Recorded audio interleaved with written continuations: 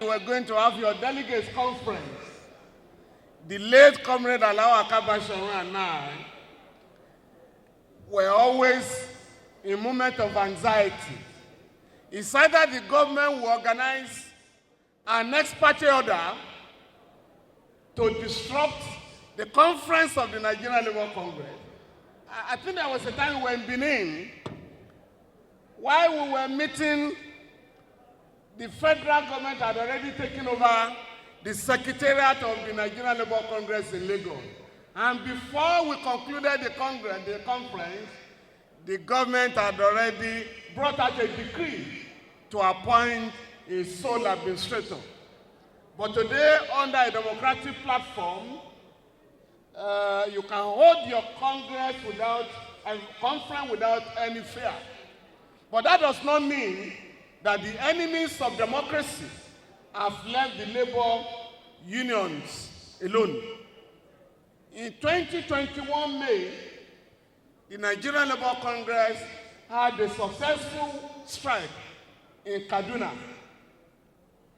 The governor of the state, Malam El-Rufai, who leads a neo-fascist government, declared Comrade Waba wanted, and that anybody who found him should arrest him and prosecute him. We came out to tell El-Rufai that his declaration was illegal on two grounds. One, no Nigerian can be declared wanted without a court order. Two, a state government has no power to enforce the Miscellaneous Offences Act, which is a federal enactment. That was the end of the decision to declare our comrade wanted. Disappointed but undaunted, El-Rufai applied his own law, the Kaduna State Tribunal of Inquiry law, by setting up a judicial panel to investigate the strike and then to have our people prosecuted. Of course, we went to the National Industrial Court, and the court granted an injunction stopping the panel from taking off. Of course, the case went on, and at the end of the proceedings, the court declared the Judicial Commission of Inquiry illegal and unconstitutional. And that was how that matter was concluded. El-Rufai has gone to the Court of Appeal because he wanted to make a point on behalf of all Nigerian governors, i.e., that whenever you go on strike, we will use our own law, Tribunal of Inquiry law, to deal with you. But he has realized that he cannot win that case on appeal. Hence, he has opened his mouth ajar to abuse the National Industrial Court. Happily, the Nigerian Labour Congress has undertaken to sue El-Rufai for a contemptuous conduct. Comrade Waba, you were not around when I said I was trying to congratulate you because you were once declared a wanted man by a governor in Kaduna State. And when he failed, he tried to use the tribunal to stop you, but we are happy that he failed woefully. Comrades and friends, let me congratulate you once again. Our comrade made a point in the morning that we are now going to, that you are calling for a revocation of the privatization of the electricity sector. Comrades, we must call for an end to privatization in our country, in toto. Because whether you are talking about Jakuta, Alaja, Oshogoronimi, all of them were destroyed by this reckless looting class that we call a ruling class. They engage in asset stripping. Instead of Oshoboroni mill, that mill has been destroyed completely. And that is what they have done all over the country. Let me say, particularly in the petroleum sector that our comrade mentioned. Some of them are saying, if we get to power, we are going to sell whatever is left of our assets. We must never allow that. This conference must take a decision that never again are we going to allow the privatization of any sector of the economy. On the petroleum sector, you need to know this. You need to have this information. The Port Harcourt refinery, the government has spent $1.5 billion to revitalize it. We have been told that that refinery will begin production this year. Secondly, last week, the NNPC Limited has set aside $743 million to fix the Kaduna refinery. The only one left now is Warri Refinery. But you know what they want to do? Is to sell this refinery after spending a colossal sum of money to fix them. Will you allow that? Furthermore, this government has said the government has no business in business, has spent $2.7 billion on Dangote refinery. Do you understand me?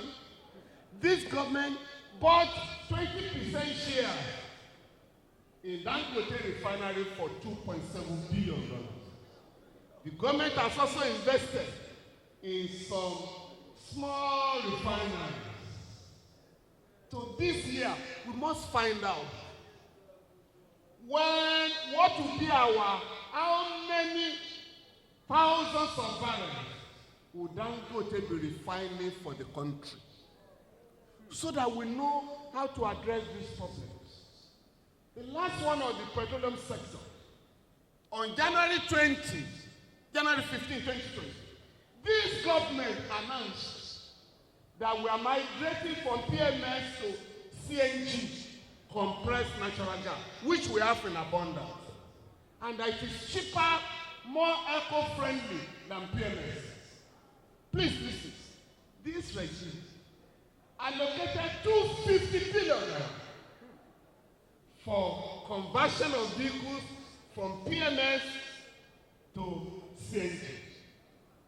The government announced that you can Google Nigeria moves to CNG. You can Google. The government claimed that a liter will cost between 95 naira and 97 naira. But importers of fuel asked the government to shelve the idea, and the government has abandoned the idea. I'm challenging the Labour Congress, Nigerian Labour Congress, until you see, to force the government to go back to the country. In many African countries today, like Cote d'Ivoire, without oil, without gas, there are not less than 10,000 vehicles on CNG. In Nigeria, there are companies that are engaged in the conversion of PMS-run vehicles to CNG. In Benin area alone, according to the government, not less than 10,000 vehicles have been converted.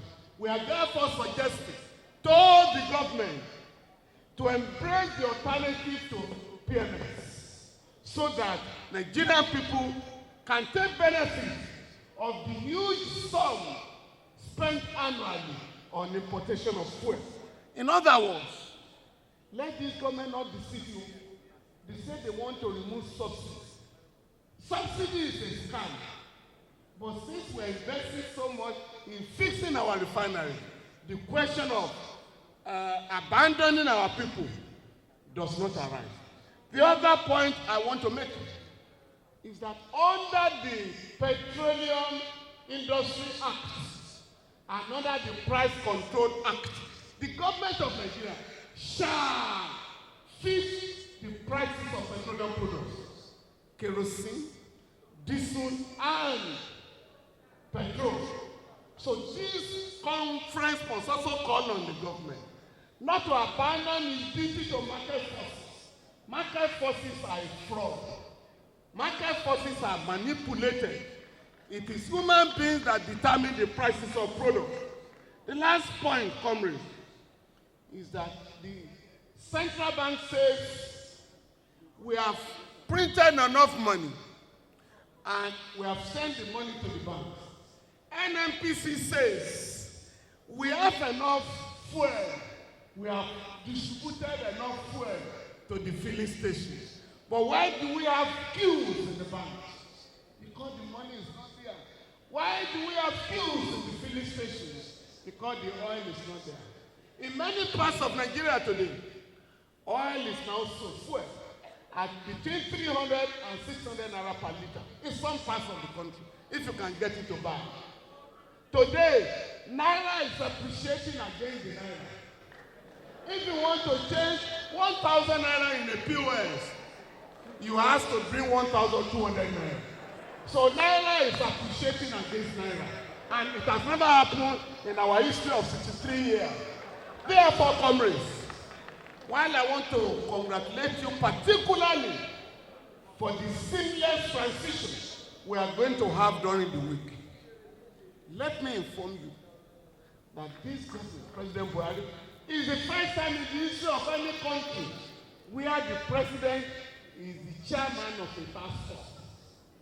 Are you aware that President Buhari is the chairman of Petroleum task force to make petrol available? He's the minister of petroleum. So who is that committee going to report to now? So please don't let them deceive us. The president has said we should give him 7 days. 7 days to resolve the crisis of currency notes. And I want to beg you, don't be deceived by some of the governors who went to the president last week. Don't be deceived, bro. All they are asking the president, give us money. Allow us to spend money. They didn't say anything about fuel prices. Because they are okay, they want the so-called subsidy removed. But what the Nigerian people are asking for is that they want fuel to be available and cheap because it's our God-given gift. 2, we want to take the new notes. How can you take my money? And I want to take the money. You say I should go to ATM. Did I give my money to ATM? 80% of Nigerians have no bank accounts. How would they access the bank? How would they get their money back? So please, they went to court yesterday. Remember you were pressing the court. No, they went to court yesterday. And the court gave another ex parte.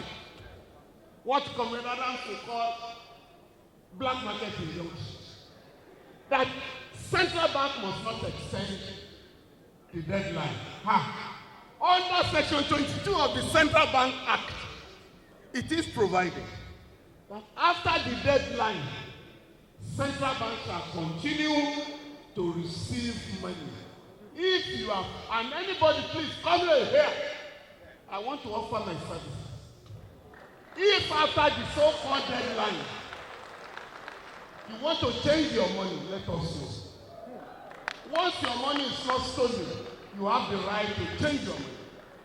Secondly, you have the right to access your money. Why we have not sued anything? Because under the Money Laundering Act, Section 1, you can Google money laundering. The least you can ask for as an individual is 5 million naira. A corporate body, 10 million. So this thing about 20,000 or 100,000 is unknown to our law. It's the policy of Emefiele. Emefiele cannot change the law. But why we don't want to challenge them for now? It's about these their elections. Let the election go. Once the election is gone, we are now going to court. What right do you have to seize my money and you say I cannot spend my money? For us, for the civil society, and I'm going to beg labor, I beg you, you cannot be tired though. Once our people are suffering, labor must lead our people. They are tired though. These guys in power are tired, they are confused. What will happen now? It's APC fighting APC. Are you with me? Intra-class war is going on. And once you have such confusion, Labour must lead our people to reject dangerous anti-people's policies. And for us, because this is your issue, issue started by SYMFONI, particularly under social media. This system said, smugglers are taking out our oil. Like Adam once said, why must Nigerians suffer for the criminality of smugglers? And that is what they are still saying. So I'm begging Labour, and I know the incoming leadership, we have worked for years, and I do know that Comrade Joe Angelo will continue along the progressive tendencies of our former Labour leaders, particularly the outgoing president of the Nigerian Labour Congress, Comrade Ayuba Wamba. Thank you very much, Comrade.